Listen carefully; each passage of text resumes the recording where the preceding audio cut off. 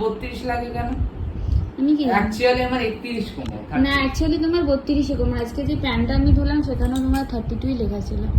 তুমি নিজেই জানো না তুমি কি সাইজের প্যান্ট পরো। ব্র্যান্ডেড যেগুলো সেগুলো 32 বড় হয়, আর যেগুলো নন ব্র্যান্ড সেগুলো 32 ঠিক হয়। এই আমি বুঝি না কি সিস্টেম। কেমন লাগছে?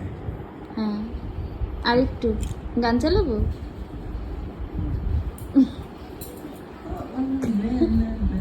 এটা তুমি ভালো পারো না, এটা টিনা ভালো পারে।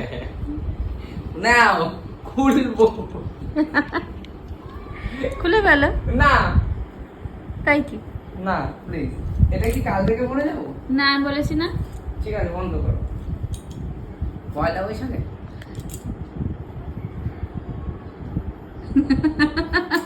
নাও না।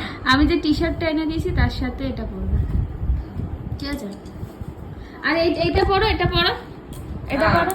না পরো না, পরছো যখন তখন পরো। এটা তো ওইটা খুলে নাও, খালি গা হয়ে যাবে। আমি এই লুকিয়ে রেখেছি। হিরোর বডি দেখানো যায়?